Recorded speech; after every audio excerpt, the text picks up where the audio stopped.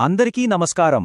తెలుగు భాషకు పునాదిలాంటి భాషాభాగాల గురించి ఈరోజు సింపుల్గా తెలుసుకుందాం. అసలు ఓ వాక్యంలోని ప్రతి పదానికి వేరువేరు పనులుంటాయని తెలుసా?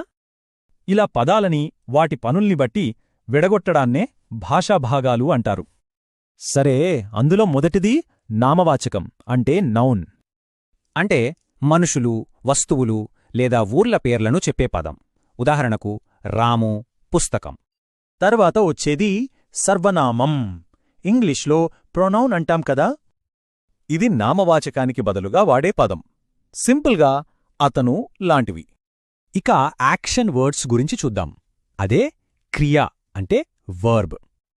ఇది ఒక పనిని గాని లేదా ఒక స్థితిని గాని చెబుతుంది. ఉదాహరణకి పరుగెత్తు. తర్వాతది విశేషణం అంటే ఎడ్జెక్టివ్ అనమాట. ఇది నామవాచకం లేదా సర్వనామం యొక్క గుణాన్ని చెబుతుంది, మంచిలాగా. మరి క్రియను వివరించేది అదే క్రియా విశేషణం అంటే యాడ్వర్బ్. ఇది క్రియ ఎలా జరిగిందో చెబుతుంది. త్వరగా పరిగెత్తులో త్వరగా లాగా. ఇప్పుడు సంబంధాలను చూపించే పదాలు అంటే ఉపసర్గం, అదే ప్రపోజిషన్. ఈ పదాలు సమయం, స్థలం, దిశను సూచిస్తాయి. ఉదాహరణకు మీద. ఇక పదాలను, వాక్యాలను కలిపే వాటి గురించి చూద్దాం. అవ్యయం అంటే కంజంక్షన్.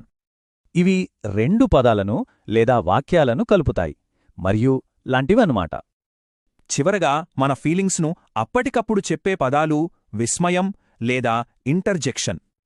ఇవి ఆశ్చర్యం, ఆనందంలాంటి భావాల్ని చెబుతాయి, అయ్యోలాగా. ఓకే, ఇవన్నీ ఒకసారి టేబుల్ రూపంలో క్విక్గా చూసేద్దాం. చూసారా, ఈ టేబుల్లో మనం ఇందాక మాట్లాడుకున్న ప్రతి భాషాభాగం పని స్పష్టంగా ఉంది.